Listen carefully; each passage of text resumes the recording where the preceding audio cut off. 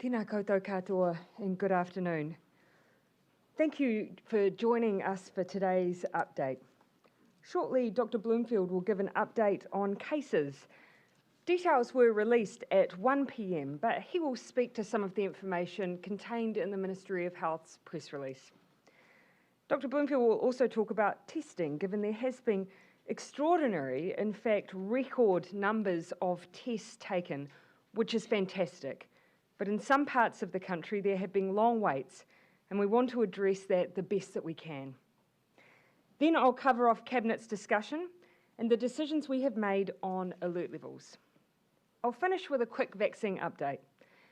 Then I'll ask Grant Robertson to take the podium to acknowledge the very sad passing of Sir Michael Cullen. Dr. Bloomfield. Thank you, Prime Minister. Kia ora koutou katoa. So, as reported in the Ministry of Health's 1 p.m. media release, there are 11 new cases of COVID-19 in the community to report today. This brings the total number of community cases associated with our Auckland outbreak to 31. The international airline crew member has now been reclassified as a border-related case, and this is not included in the community case figures.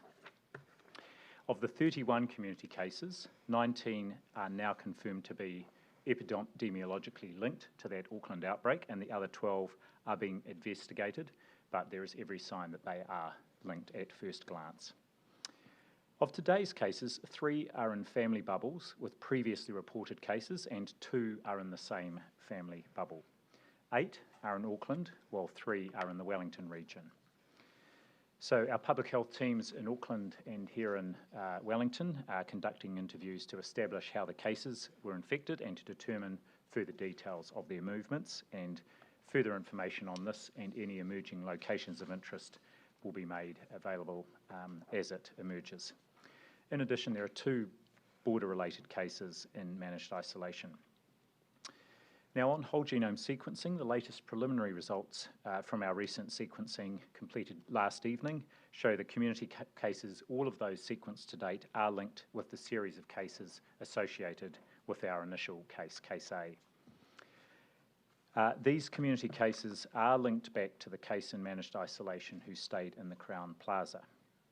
Furthermore, whole genome sequencing has now also confirmed the 3 cases in the family bubble that were in the room next door to that original case in the Crown Plaza are linked.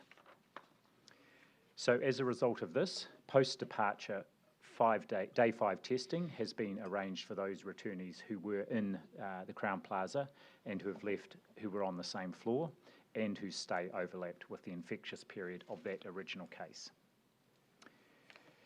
Separately, the Air New Zealand crew member that I mentioned earlier on has also been linked to 3 other cases in a different managed isolation facility.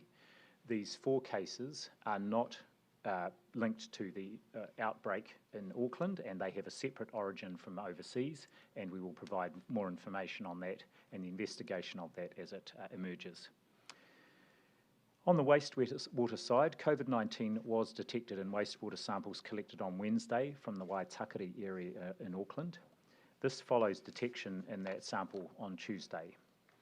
There have been no unexpected detections to report outside of the Auckland region, and testing continues on a number of samples today, and we will report those as they emerge later today.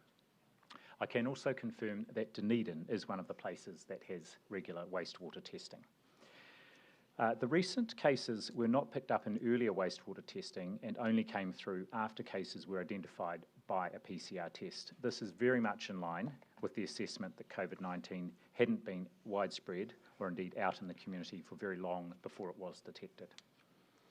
On contact tracing, public health staff from right across New Zealand are now engaged in the contact tracing work, both in Auckland and Wellington, with a focus on higher risk locations.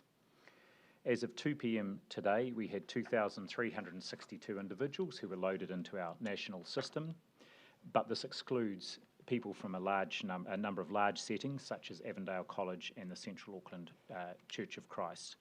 Those are details are still being pulled together and then linked to NHI and loaded in our database. While the vast majority of contacts are located in the Auckland and Waikato regions, with a small proportion in other areas throughout the rest of the North Island and the South Island. And as of 2 p.m. today, 648 contacts were located in the Auckland region, 136 in Waikato, and 162 contacts were located throughout the rest of New Zealand. the location of remaining contacts is still being established. But as we expected at the start of this outbreak, people who have been in locations of interest in Auckland have dispersed right through the country. Details of additional locations of interest are being added progressively to the Ministry's website as they are identified. The hospitals across the Auckland Metro region are working closely to safely manage anyone needing regional hospital level care. And this, of course, follows the identification of a positive case last evening at Waitakere Hospital, but who had been in North Shore Hospital earlier in the week prior to being diagnosed with COVID-19.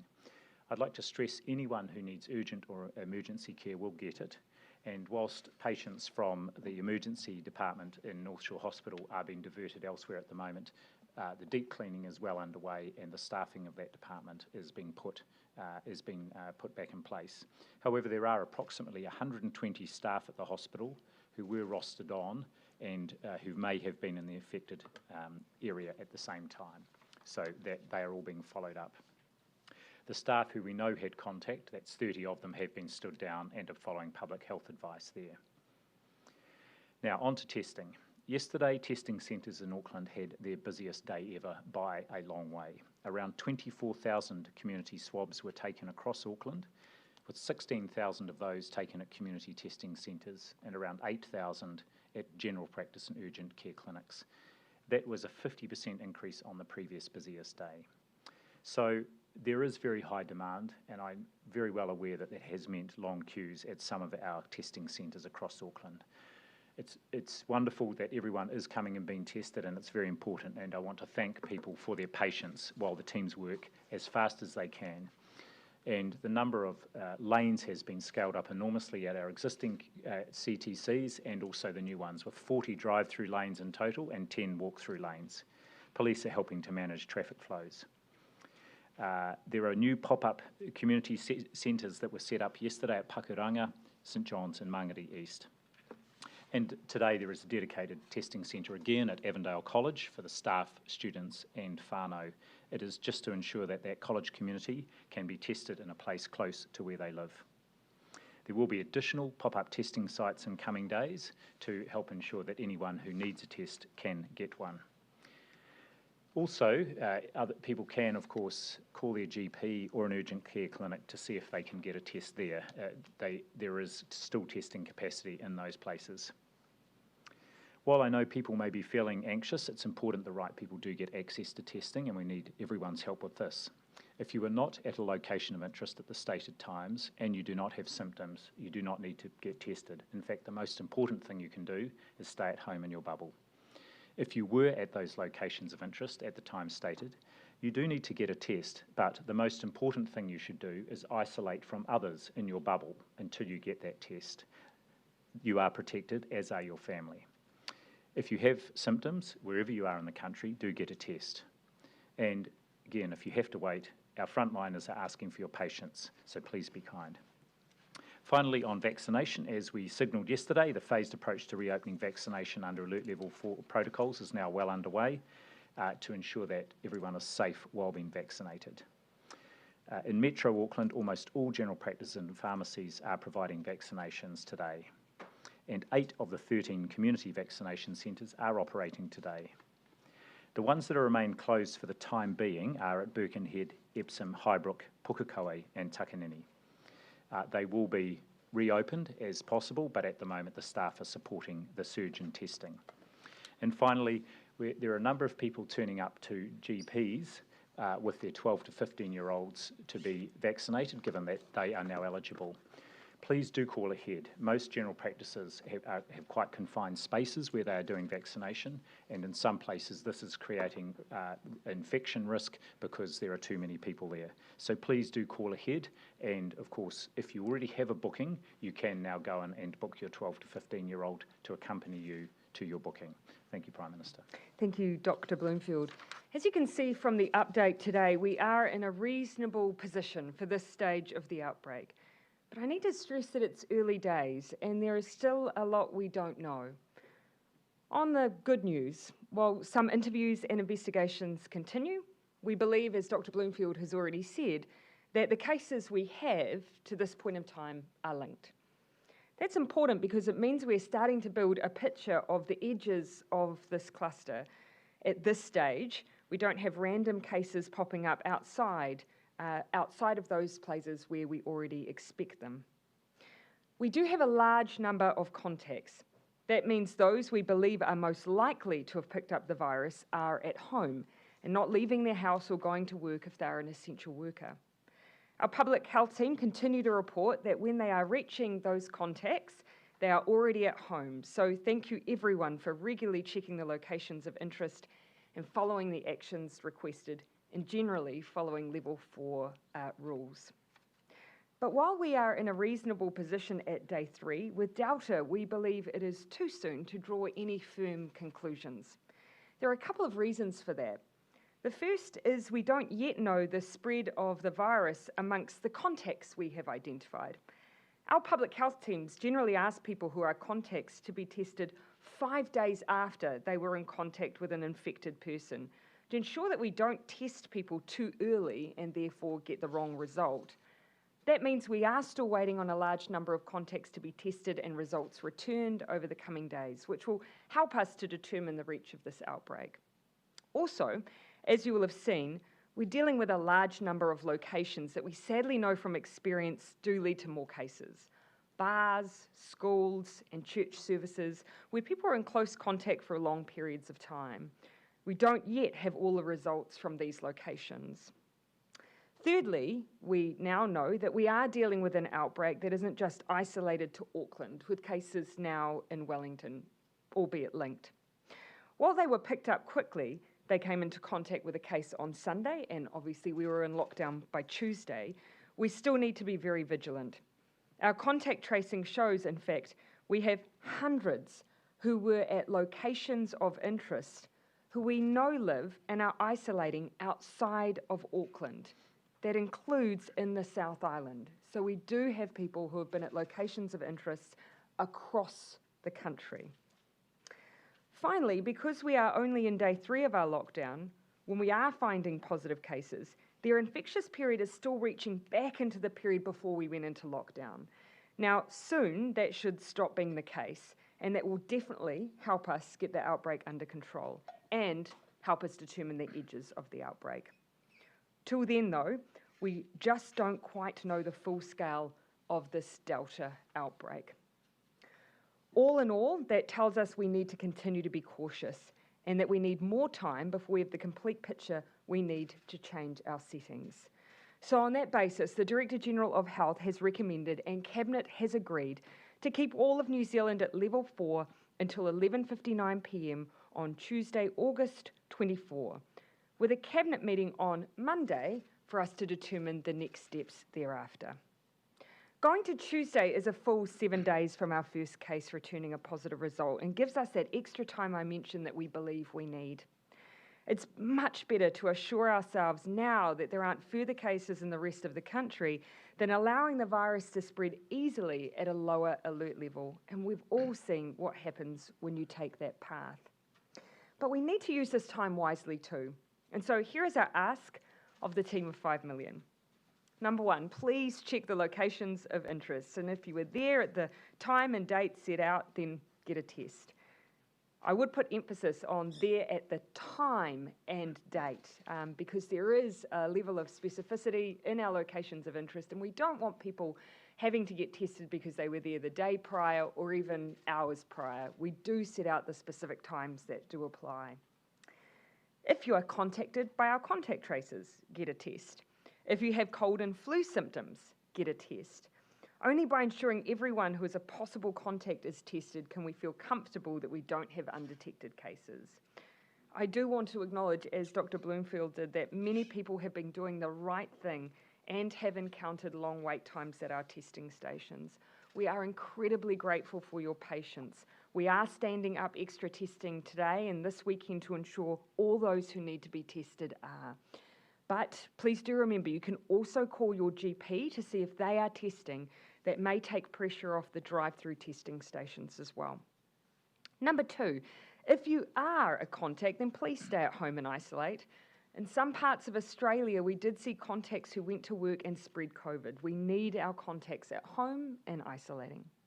Number 3, to everyone else, please continue to stay at home and stick to your bubble. This isn't a time to be complacent.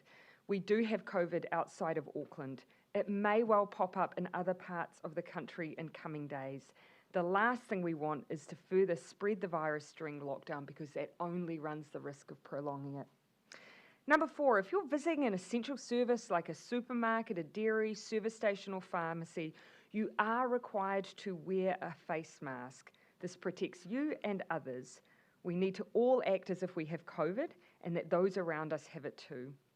We are also just asking for people to wear a mask when they leave their home generally. It's an extra layer of protection to keep you safe when you're out and about. Remember, people have got the virus simply by walking past someone, so it is an extra layer of protection. Number 5, wash your hands and scan in when you visit an essential service. And 6, please be kind. Use this time to check in with friends and family this weekend over the phone or via video call. I know it's hard being separated, but following the rules to the letter means we can reconnect faster. Finally, a quick reminder that even though I know we all want to block out the memory of 2020, we have been here before. We know the elimination strategy works. Cases rise and then they fall until we have none. It's tried and true. We just need to stick it out. If people break bubbles, visit friends, or attend gatherings, new chains of transmission could start and keep that lockdown longer. So please keep up the amazing work, and everyone needs to play their part. Finally, a big thank you to the amazing healthcare workers at our testing stations and those processing literally thousands of swabs at our labs up and down the country. You're doing an incredible and important job for all of us, so thank you. And our vaccination workers have been incredible too. Yesterday, as Dr. Bloomfield said, they administered almost 30,000 doses. That was 60% on what they delivered the previous week without the disruption we've experienced. We are expecting that to grow over the coming week. In fact, in the last 2 days, we've had just under 400,000 bookings, which is incredible. A reminder that if you are aged 40 or over, you can now book yourself and your children, if they're aged 12 and over, to be vaccinated. And if you are 40 and over, or you have an underlying health condition, you don't need to be invited. You don't need a special code. You can just book at bookmyvaccine.nz or ring 0800 28 29 26. But the online service is a great one, so I'd encourage you to use that. I'm now very happy to take your questions, as is Dr. Bloomfield. Mikey. Prime Minister, some of the experts suggest that we won't know the true extent of the COVID spread until the middle of next week. Why have you only extended our lockdown to Tuesday? The advice of the Director General was to take us through to Tuesday, give ourselves a time to assess, in particular, how much of the country has really been affected by positive cases. You can see today we do have cases in Wellington, ones that we knew as contacts and that are linked, but cases nonetheless.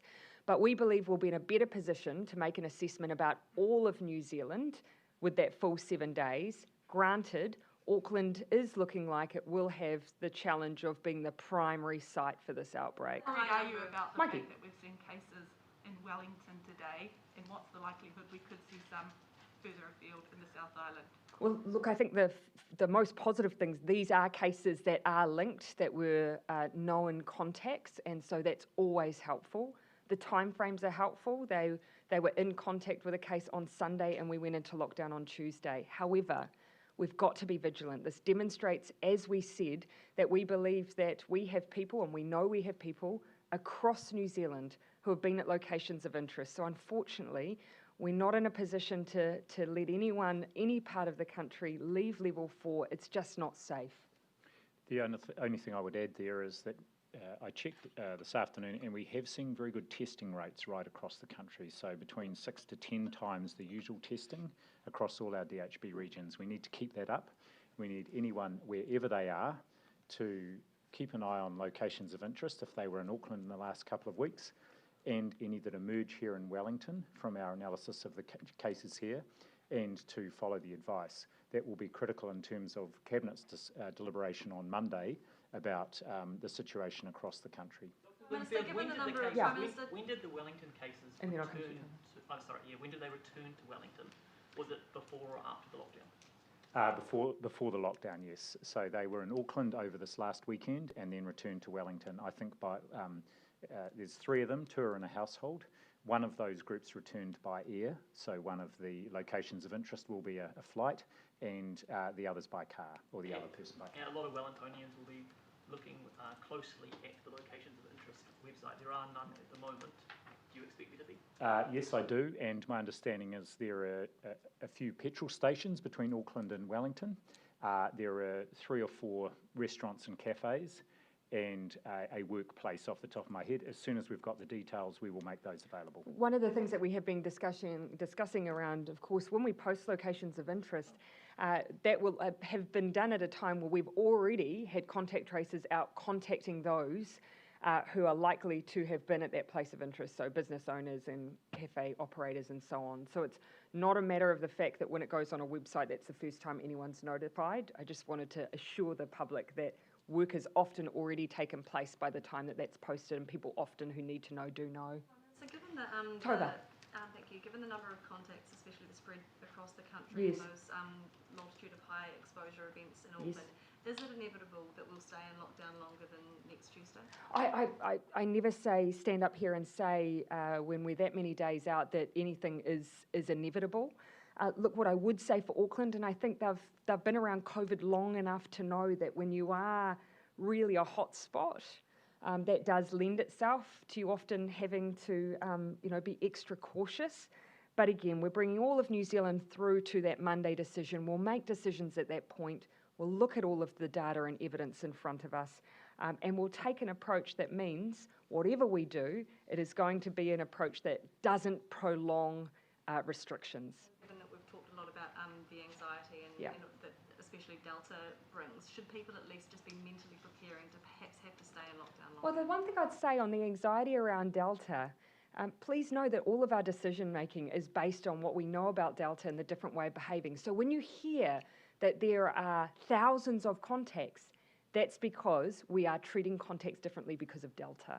And so that's a big change in the way that we're operating, and it's precisely so that these periods of lockdown are more effective, that we can be assured that we are getting all those we need to, and ultimately so that that elimination strategy that has worked for us before will work again. Jo. Dr. Bloomfield, how worried are you about resourcing on the front line? We've heard reports about obviously those who are meant to be vaccinating are now having to go test. We've obviously got vaccination centres that have had to close down.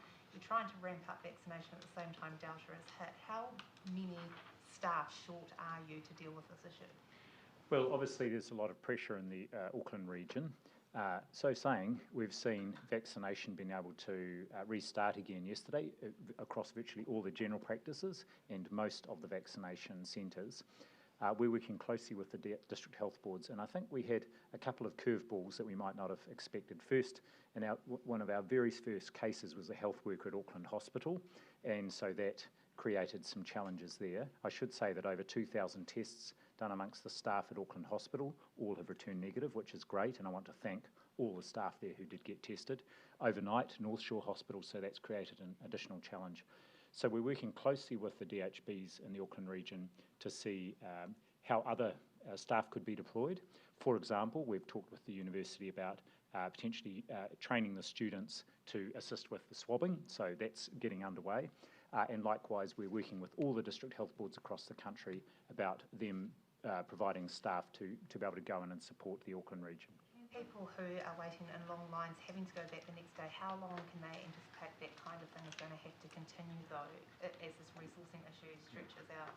Well, as I pointed out, 24,000 swabs in one day was 50% higher than than the previous highest day. So there is huge demand, and the DHBs are really ramping up the testing to meet that, and the general practices are also running it at full bore. So, look, I think we're continuing to increase the capacity, and we're working regularly with the DHBs to see what else we can do to support them on the workforce side. I know our public health team would love us to use this opportunity to give a couple of reminders. We need to do our bit to ease the pressure on testing by ensuring that we're bringing on extra capacity where we can. but I'd also love the help of others. Do check with your GP, see if they are operating and taking swabs, because that can ease pressure, and a number are. The second thing is only go if you've been at a location of interest at the date and time. We have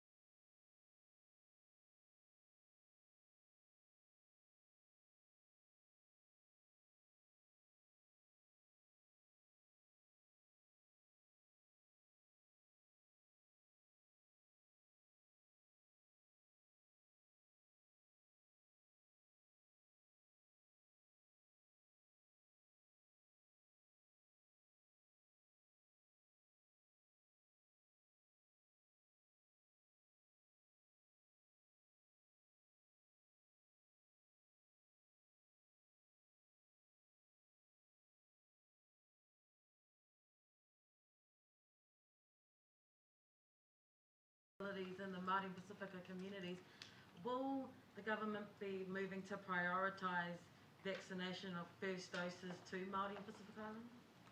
Dr. Bloomfield. Well, what I would say is right from the start of the program, we've had very clear streams of work to ensure that Māori and Pacific communities can access vaccination through our Māori and Pacific providers, but also through our mainstream services. And of course, we've right from the start had whānau-based approaches. Furthermore, we know that Māori and Pacific are more likely to have pre-existing conditions across all age groups, and so they have been able to access that, and there have been specific initiatives to try and increase the rates amongst those groups. Now, of course, it's very important that anyone who is eligible does book a vaccine, and if anyone is in that eligible group and they want to go to Māori and Pacifica provider and use that whānau-based approach, that's still open to them. If I may just add, I've visited now a couple of vaccination sites being run by Pacifica providers, and the fantastic thing that they are doing as part of their rollout is not waiting for people to come through the doors of a centre. They've organised outreach, they've organised programs that are within people's churches, they're literally going out and helping transport people. They're being really proactive, and that's exactly the approach that we wanted when we contracted our Māori and Pacific providers to be a core part of the vaccination campaign. And just on the pātai from yesterday, was there any update on how the vaccination is going for our homeless community? So unfortunately, the information that I got before I came down was more about the housing of our homeless community rather than vaccination. So I'll make sure that I provide that directly to you this afternoon. Bloomfield, are you able to tell us the ages and occupations of the new cases? For example, is the North Shore patient an 18-year-old man? And have any of the North Shore hospital staff or patients tested positive? I can say that the person who was seen at Waitakere Hospital overnight and had been at North Shore earlier in the week was in his late teens, yes. And no positive tests from any of those staff or other patients have been tested as yet at North Shore Hospital. Yes, Jason. Dr. Bloomfield, have you heard of any potential COVID exposures at Middlemore Hospital? No, I haven't. What about in the South Island at Melton? Oh, sorry, just to go back to Middlemore. Unless Yes, you mean COVID. one of the cases who was identified in this latest tranche was in the Middlemore Hospital Emergency Department last Friday and self-discharged, so it wasn't actually seen by anybody. This was elicited during the case interview. So, of course, that is being followed up as a possible exposure, just as we are doing any healthcare or other setting. Symptomatic at the time? No, I don't have that information. The other question around Melton and the South Island. Have you got any information to suggest that? I've got nothing on that. No. Sorry, Jason, no. Claire? The North Shore patient, the North Shore Waitakere patient case thing, do you know if he was symptomatic at North Shore Hospital and was he tested if he was at that point? Yes, so when that person was presented in hospital, which was in the very early hours of Tuesday morning last week, the symptoms that he presented with were not COVID-like symptoms. They were symptoms that saw him assessed surgically, and then he was looked after in the acute surgical unit. And so that's why the emergency department and the acute surgical assessment unit are the two places that have been shut down for the meantime. But and because of those symptoms and the pattern of symptoms that he had at that time, no, he wasn't tested for COVID. We were advised that they were there for an un-COVID related reason. Do you know how long those units will be closed down for? I know they'll be looking to get them reopened as quickly as possible, and that would be today. Okay, Can you tell us Mark. about On the Crowns Plaza, there's a public walkway that passes within a metre of the exercise area, and there's a plastic barrier separating them, but they have shared air.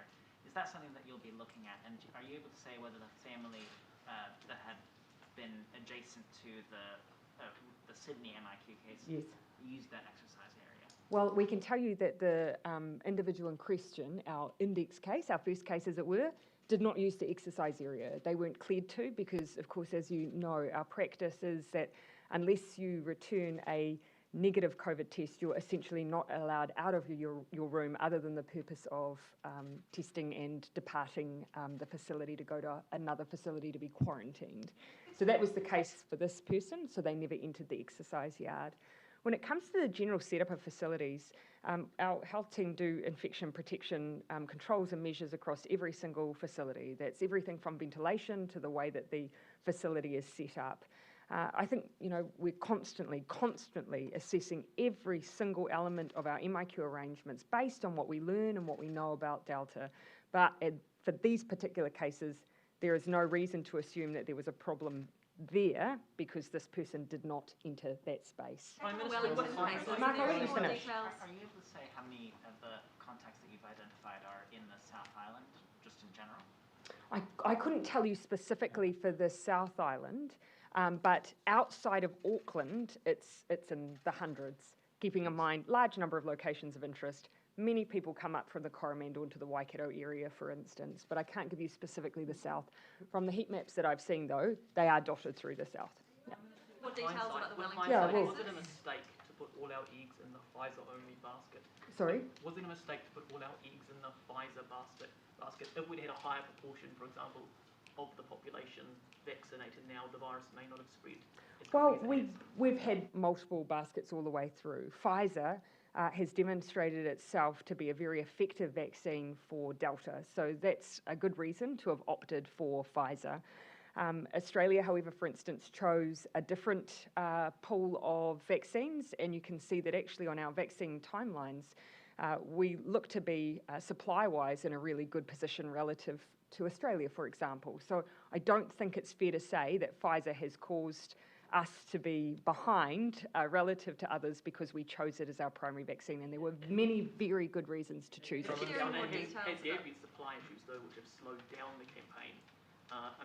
People National warned that we would be sitting ducks for a Delta outbreak, and now one has... So again, the thing, I'd push back on two things. Well, first of all, we always said in the first half of the year, that was the period at which we were preparing to ramp up, but the supply, yes, was going to be the constraint. We are in a very different position now.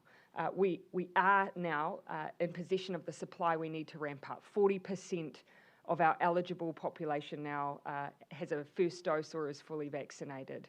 And we want to see that continue to grow. Supply is no longer our issue. It's a matter of bringing people through. The second thing I would say is it's simply wrong to assume that even if we had 70% of our population vaccinated right now, that you wouldn't still need to manage outbreaks. Yes, it gets easier because you don't run the risk of people being hospitalised at the same rate, but you still do need public health measures to help. Even the highest countries with the highest vaccination rates in the world are still having to deal with Delta.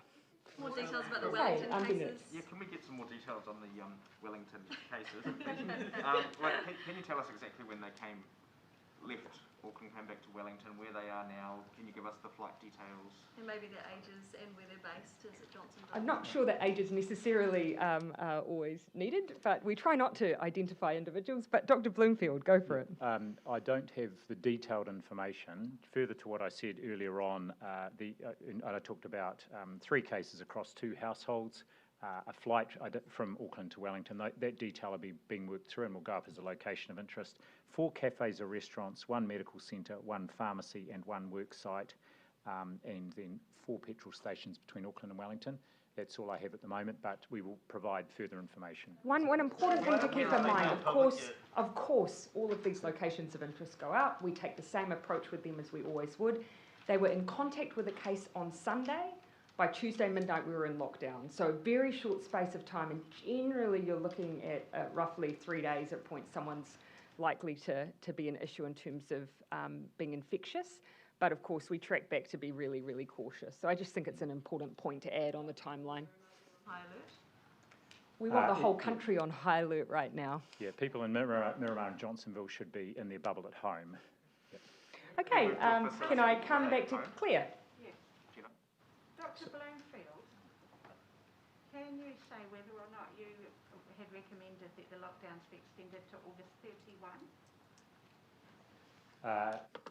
I can give you a feel that my advice was that the lockdown extend right across the country through to Tuesday next week, and my view was that Auckland and plus or minus Coromandel would need to be extended beyond that based on the data we have at the moment. And as you've already heard me indicate, we agreed with Dr. Bloomfield to move everyone through till Tuesday, and you've already heard me indicate that given Auckland's a hotspot, we're likely to need a little bit more time there.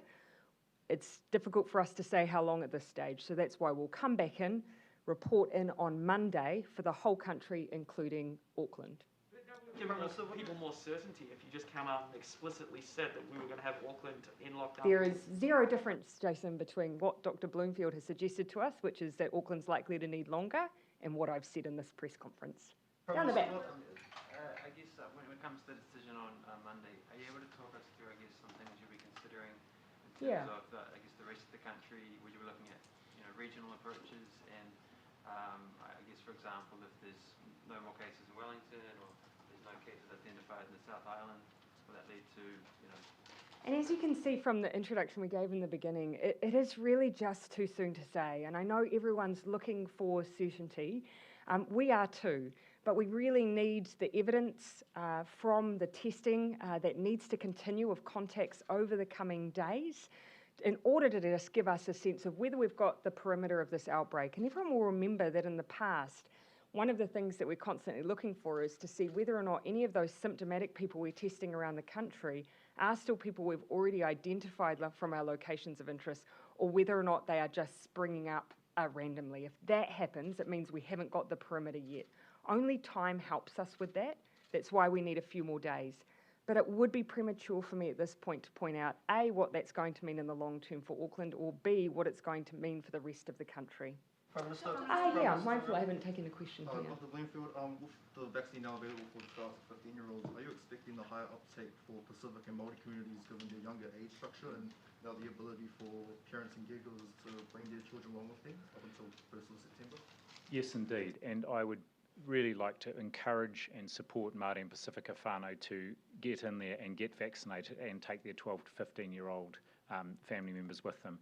One of the key parts of my advice to the government to bring 12 to 15-year-olds on was because of the younger age structure of our Māori and Pacifica populations, and so it will have a proportionately greater impact on that population. And so I'm very keen to encourage them to get out and get vaccinated. I'll let you finish and then I'll come to Luke. Oh, sorry, I was just going to say, Dr.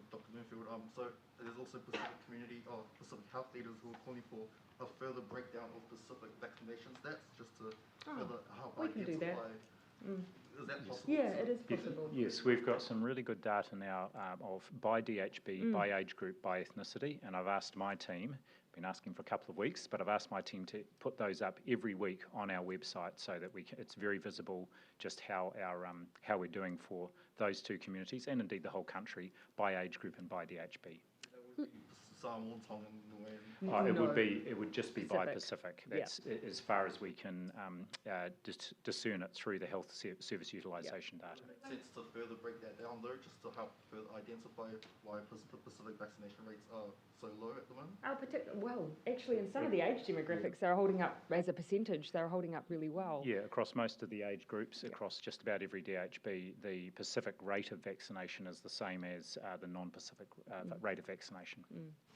Luke? Yeah, Prime Minister, are you satisfied with how quickly locations of interest are being released publicly? Because it seems that there's a bit of a lag and then a big dump rather than perhaps just releasing them as they come out. And on the flip side of that, of course, people are also frustrated if incorrect information goes up or if there are timeframes that are too wide go up and someone unnecessarily gets a test. So there's a balance to be struck. Yes, we actually want them to get out as soon as we can so that people who might be an essential worker and therefore aren't already in lockdown do exclude themselves and stay home.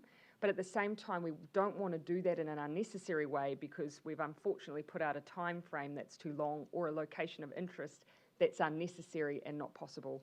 Does that revolve around the interviewing of so like their recollections a bit fuzzy? Yes, because in the beginning, of course, before we had a relatively strong theory about the starting point of when this case came into New Zealand, from then we were relying on people's recall of when they were symptomatic. Now, if it were you and you had to recall, when you had a cold, when you first had that sore throat, it's quite a hard thing to recall. So often we run on that date and then we add a couple of days for the period of infectiousness. Now, in some cases, that's taking you back further than even when the case necessarily arrived in New Zealand. And so you can see our contact tracers do a great job, but they're often working with imprecise information and they're constantly balancing what information they need the public to act on versus holding back, working to verify it a bit more and then putting it out. But I think they're doing the best they can in very difficult circumstances. We expect to get those locations of interest for the Wellington region, or for the trip down? Today, so I'll follow that up when I get back up, but we're expecting to get them up at any moment. Recognising, of course, everyone in this room is very interested given everyone is located here. Tova. Well, thank you. Just a couple on behalf of colleagues. What large locations of interest are excluded in the, I know you mentioned a couple before, but are there other large locations of interest excluded in the total close contact count and why? And also, parents of Northcote and Linfield students want dedicated testing stations set up at their schools. Is that being considered? I'll have to follow up on the latter, but what I can say is in addition to Avondale College and the church I mentioned earlier, yes, those big school communities are not yet in our contact tracing database. What our team does, our National Investigation and Tracing Centre, works with the school to get the full roll, as it were, on all the names and addresses, but they also need date of birth information to then be able to link with NHI and the National Health Index number, and then they can link test results back, and that's very important for us to be able to keep an eye on just how the testing is going. An Auckland parent and child have just turned up at a vaccination centre in Coromandel Town to get the 13-year-old vaccinated. They said they were there because the system let them book, and so they drove down from Auckland to Coromandel Town. They were obviously turned away. Sorry, they drove from where? Auckland. They drove from Auckland to Coromandel. Okay, I wouldn't advise doing that currently given their level 4 settings, but sorry, continue. Yeah, they did that because they could book at the Coromandel vaccination centre. Is that a failure of the booking system? Well, look, sorry, Dr. Bloomfield might have something more to say. The booking system does let you book anywhere you like. Yes. So Say I might be due for my second vaccination in just over 6 weeks, but I happen to be in Auckland for that weekend, I could book in Auckland. However, we are in alert level 4 in a lockdown, and so I wouldn't expect people to be booking a long way away and driving there. The fact that they could book for just because the parents weren't getting vaccinated at the same time, what about the fact that they could book just for the 13-year-old right now? Well, of course, there will be some parents who've already been vaccinated, so we need to allow a booking system to allow them to come in. There is a consent process, though. So it's not the case that a 13-year-old would be able to walk in by themselves to get vaccinated. There is still a consent process. I mean, they weren't going along with their parent to be vaccinated, so the 13-year-old shouldn't really be able to be vaccinated yet in the queue. If their parent had already been vaccinated, yes, that's one of the options available. Yeah, at the moment we are encouraging really only parents who are booked in just to save the time of doubling up to take that approach of bringing your children. If you've already been vaccinated, then we are asking people to then separately bring them in September. Okay, who have I not taken? Forgive me, in the front. What officials looking to extending the time between doses to allow more people to get the first dose? So just last week, the dose interval was extended from 3 weeks to 6 weeks. One other thing we're doing, just getting some advice from our technical advisory group, is whether through this next period, while we're dealing with the outbreak in Auckland, whether we focus the system just on first doses. And so we'll get some advice around that, but that doesn't necessarily mean we will. But certainly that extended interval, even from 3 to 6 weeks, has opened up a lot more capacity in the system for more people to get that first dose. Okay, Joe. What information can you give families where both parents are essential workers and they don't have someone within their bubble for childcare? Yes. Is there going to be anything else? Yes, there is. Cabinet discussed that today. I expect that very shortly Minister Hipkins will be putting out public notification of the system we're standing up to deal with those situations. Very similar to what we had in past level 4 situations, but I'll let him clarify the details. I imagine he'll do that within the next 24 hours. Bloomfield, just on behalf of a colleague, in terms of young people being more susceptible to Delta, as it seems, obviously a lot of schools have been infected. What is the latest research advice that you've received? Obviously these kids aren't vaccinated. How concerning is it in terms of the spread factor? Well, Delta's a concern, very much a concern, and I think this is one of the important things about why people should strongly consider getting vaccinated is, to date, we haven't been able to vaccinate our under 16s. We've now extended that to 12 to 15s, but clearly our children under 12 are not yet able to be vaccinated because the evidence simply isn't there. Yes, it does seem Delta is having a bigger impact on younger people, and that's all the more reason why we need to all just act to get rid of it out of our community at the moment, to keep our young people and children safe. Of course, out of Australia, the data suggests it's those age groups that are more social, have more contact with each other and so on. But we have to balance that against, as we have with our rollout, the most vulnerable, which is why we took that age cohort approach. But yes, more social groups tend to, of course, be more likely to infect. Bloomfield, are you able to confirm the locations of interest that the Wellington confirmed cases attended while up in Auckland? Are you able to tell us which ones those were? No, I don't know that. I don't know what the location, what the place was where they may have been. I can tell you they're already notified, though. Yep. Won't you tell the public when the confirmed cases were notified at 4:30 yesterday? You've known since. So as I've just said, the location of interest where this person was infected is already a location of interest. It's already public information. Yeah, just in the front. What is the procedure around transporting someone in the South Island to a quarantine facility? Because obviously they're only in Christchurch. Yes. That's quite a big distance to travel. So we use quarantine facilities in Auckland. We have a quarantine facility that we tend to use for quarantining purposes in Wellington, and we likewise have the same for Christchurch. What's the procedure around transporting someone that's quite a wee ways out? Yes, we have a way of safely transporting people, and in fact, just in the last couple of weeks, there were, I think, 2 of the crew from the Matina in Bluff that were transported up to the Christchurch facility, and that's done through safe protocols, so we are used to doing that. Okay, I'm going to leave, last question there, Jason. I'm just wondering, before you leave, if you might be willing to share a few words on, or some memories about Sir Michael Cullen and his sad passing today. Michael was an incredible human. There will be many, many people that will talk about his political legacy, and that in itself, he packed a lifetime of service into his years as a politician. but I'll remember him as just being a thoroughly decent human being who I will miss so, so much. I'll now get Minister Robertson to speak in a bit more detail on that.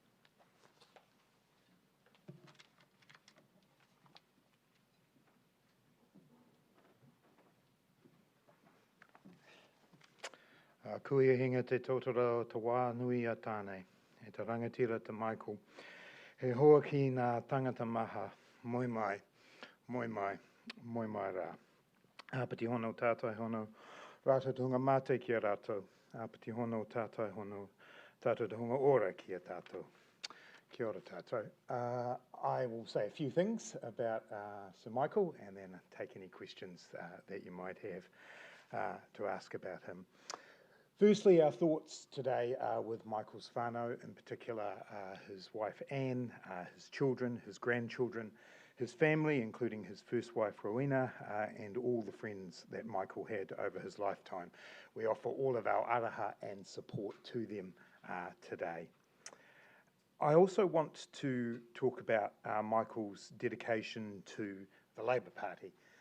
He was a member of the Labour Party for most of his adult life. He devoted much of his time, both while here in Parliament, but also afterwards, to support of the Labour movement and the cause of social justice. It was an incredible life of public service and a life of pursuit of those goals that he talked about so often. He was with the Labour Party through thick and thin, and today we've talked a lot about the successes that Michael was associated with, but he was also in the Labour Party during some very hard times, particularly in the latter part of the 1980s, and he stuck with the causes he believed in through that time, and it is something that we are all extremely grateful for. His legacy in terms of what he has left New Zealand is extraordinary. Most politicians, if they could claim one of Michael's legacy achievements, would declare themselves satisfied with their political career. But to be the architect of Working for Families, of the New Zealand Superannuation Fund, of KiwiSaver and of other initiatives is an extraordinary achievement. I believe he has one of the most significant political legacies in New Zealand's history. On every single one of those initiatives, he's touched the lives of New Zealanders. When people take a look at their KiwiSaver balance, or when New Zealand superannuation payments come through, or when Working for Families payments come through in hundreds of thousands of households in New Zealand, it's Michael Cullen that people can thank for those initiatives being in place. He has touched the lives of every single New Zealander. Beyond his time in politics, I want to acknowledge too his extraordinary public service continued. He was the chair of New Zealand Post. He was involved in the tax working group, the Earthquake Commission. But I know from talking to Michael, one of the things that gave him the greatest joy in his post-politics life was his work with iwi around the country, and in particular Tūhoe and Tūwharetoa. And I acknowledge the people of those iwi today, and that they will be mourning his loss as well. He really felt something deep in his soul that he was doing good work post-politics when he was working with those iwi groups. And finally, I want to just reflect a little bit on the kind of person that Michael was. He was kind and he was generous and he was funny and witty. And you saw some of that in the public arena, but he saved a lot of his kindness for private moments. For Labour MPs in particular and Labour candidates, he would often be not only a source of support and advice, but often financial support as well, which he never wanted people to know about. It was always under the limit. And he always made sure that if someone needed help, often at a personal level rather than a political level, he was there for them. I grew up in South Dunedin in the St Kilda electorate where Michael was the MP. My mother actually reminded me this morning that a Polish refugee family that my family and our church supported to come into New Zealand in the early 1980s, it was Michael who made that happen as a local MP. And I've already mentioned this in other media today, but in some more than 30 years ago when I was the head boy of King's High School in South Dunedin and we couldn't get our school rebuilt, I went and visited Michael in his electorate office as the MP. He remembers this interaction better than I do, but I remember the fact that he was the person who made sure that our school got rebuilt in a community that wasn't a wealthy one, and he was so generous with all of that time. He provided a great deal of personal support to ministers of the current government, particularly the Prime Minister and myself, but others as well, and we greatly benefited from his advice, his support, his laughter that he provided us, and the occasional chiding for things that he didn't completely agree with. My colleague Kitty Allen, who was also very close to Michael and Anne, highlighted a piece of his book that I just want to finish my comments on today. Michael says in his recently released autobiography, "I do wish to go gentle into the good night. Raging against the dying of the light is a pointless exercise. Death is no more than the space we make for others to live." And Michael made space not only in his death but in his life for others, and we are hugely grateful for that, and I am going to miss my friend greatly. Any questions? Can we ask, how much of an inspiration was Sir Michael to you? He was a massive influence on me. As I say, as a young person, I saw him as a local MP, and that was very much what he was to me. He was one of the very first government representatives I probably ever spoke to, and he was generous with his time, but very focused on getting a good outcome for his community. That St Kilda, South Dunedin community is not a community rich financially, but it's a very tight community, and Michael was always there for that.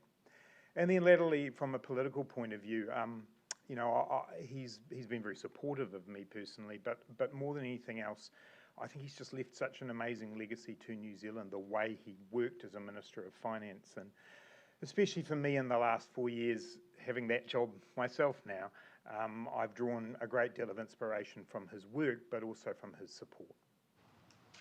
Was there a particular piece of advice he had for you when you did get that job?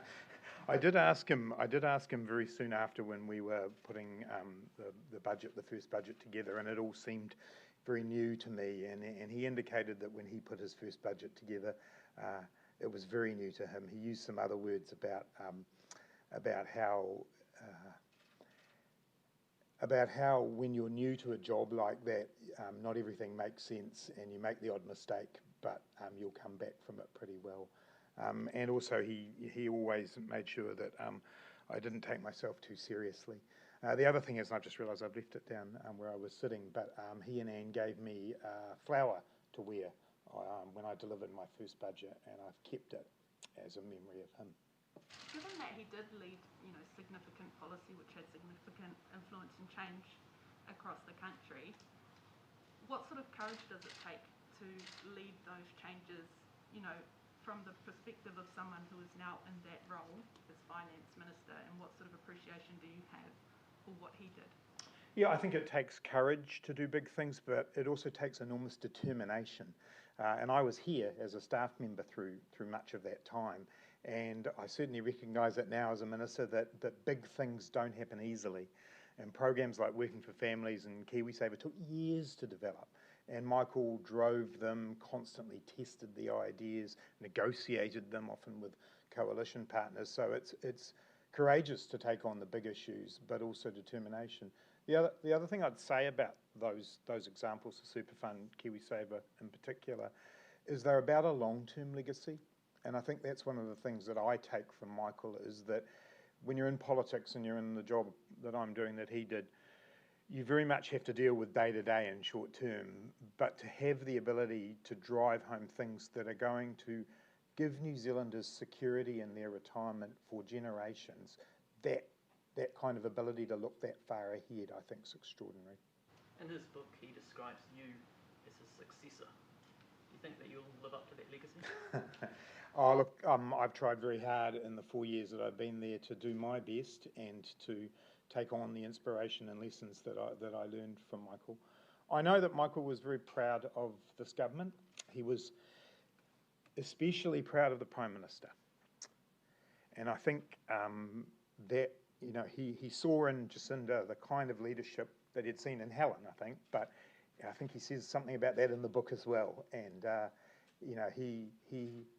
he taught us a lot, he taught me a lot about the importance of the role that I've got in supporting a leader when you've got a leader like Helen or a leader like Jacinda.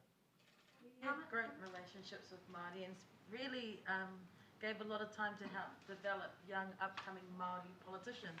How significant do you think that work has been in growing the likes of Kiritapu and even Rawiri Waititi when he was in the Labour Party even? Yeah, that's right. Michael did.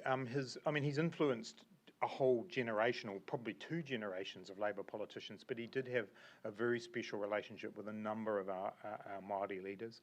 I know that Kiritapu was extremely close to him. Anne and Michael were her mentors as she came through as a candidate. And as she said publicly today, as they've both been battling their recent illnesses, they've been sharing their stories about how to get through there. As I say, I think Michael's work he did post-politics, he was most proud of was the work he did with iwi in the treaty settlement space. He obviously also had to deal with the foreshore and seabed issue, and I don't think he wouldn't shy away from that, so I won't. He regards, and the book points out, as probably the most challenging time of his political career. And he fronted up to that issue, but I think he learned a lot from the work he did working with iwi and Māori groups during foreshore and seabed that he then took forward from there as well. Number of tributes from the other side of the political spectrum for Sir Michael today as well. What do you think that speaks to? I think a number of things. I think those big legacy achievements, which even though some of those parties might have voted against them when they went through Parliament, I think people have recognised the significance and importance of. He was also a huge lover of Parliament. He was a great parliamentarian. Parliament, the debating chamber, mattered to Michael. He was a fantastic debater, obviously, an answerer of questions, but the process of Parliament mattered. He was a whip. He understood the way that Parliament worked as the leader of the House, and so I suspect other MPs from other parties also see that, but it comes back to Mikey's point before.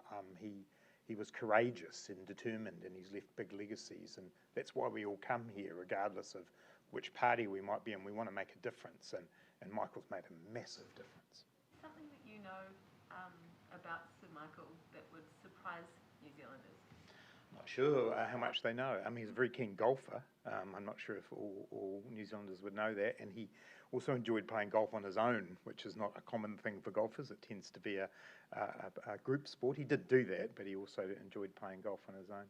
I'm not sure that New Zealanders wouldn't know it, but I do want to emphasise again what a kind man he was and what a family man he was, and again expressing our sympathies and love to his family. But his grandchildren, his children, they mattered so much to him, and he was a family man first and foremost. Thanks, everyone.